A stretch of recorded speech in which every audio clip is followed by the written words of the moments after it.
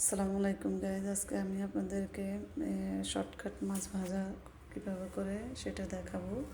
প্রথমে আমি তেল গরম করে মাছগুলোকে এক এক করে দিয়ে দিচ্ছি। দেখেন গাইজ, দিয়ে এগুলোকে আমি ভালো করে ভেজে নেব লাল লাল করে, যেমন মাছের বারবিকিউ যেভাবে রান্না করা হয় আমি ঠিক সেভাবে রান্না করব। দেখেন গাইজ, তো গাইজ আপনারা আমার মতো করে দেখবেন কেমন হয়। তো গাইজ দেখেন, আমার মাছগুলা 1 ফিট প্রায় হয়ে গেছে। মাছগুলোকে আমি উল্টিয়ে দিচ্ছি, উল্টিয়ে এগুলোকে 1 ফিট ভেজে নিচ্ছি ভালো করে। আমার মাছ ভাজা হয়ে গেছে প্রায়। এখন আমি মাছগুলোকে এক এক করে উঠিয়ে নেব। তো গাইজ দেখেন, আমি মাছগুলোকে উঠিয়ে নিচ্ছি। আজকে এই মাছগুলোকে আমি সুন্দর করে ভেজে দেখাবো আপনাদেরকে শর্টকাটে কীভাবে মাছ ভাজা করা হয়। তো যদি ভালো লেগে থাকে আপনাদের কাছে, আমার চ্যানেলটিকে সাবস্ক্রাইব করবেন এবং পাশে থাকা বেল আইকনটি বাজিয়ে দেবেন।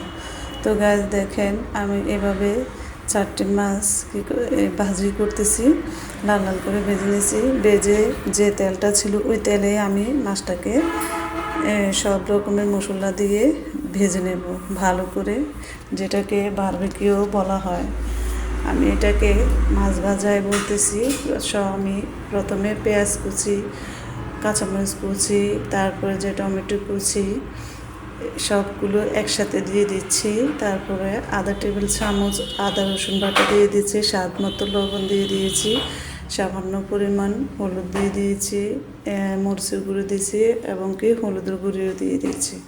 দিয়ে এটাকে আমি ভালো করে নেড়ে চেড়ে নিচ্ছি। গাছ দেখেন, ভালো করে ওই তেলে, এটাতে আমি কোনো পানি ব্যবহার করব না, তেলের ভিতরে থেকে এটা পেঁয়াজগুলো মশলাগুলো ভালো করে হয়ে যাবে। যখন এটা লাল লাল হয়ে আসবে একবারে, তখন আমি মাছগুলো দিয়ে দেবো। দেখেন গ্যাস, আমার যে মশলাটা একবারে লাল হয়ে গেছে। তো আমি কি করব, এখন আস্তে আস্তে মাছগুলো দিয়ে দিলাম মাছগুলো। দেখেন গাইজ, এখন এটাকে ভালো করে উল্টিয়ে নেড়ে ছেড়ে আমি পরিবেশন করব। তো দেখেন গাইজ, আমার মাছগুলো এখন ভাজার যে ইয়েটা সেটা অনেক সুন্দর দেখাচ্ছে। তো আমার কাছে তো সুন্দর দেখলে হবে না, আপনারা সুন্দর বলতে হবে।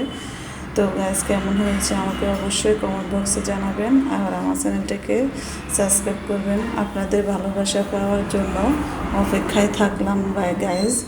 আর এভাবে আমার মতো করে রান্না করে দেখবেন। সবাই ভালো থাকবেন, সুস্থ থাকবেন।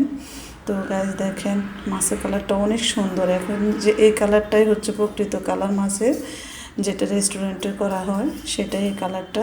তো গাইজ ভালো থাকবেন, সুস্থ থাকবেন সবাই, এই কামনাই করি। আল্লাহ হাফেজ।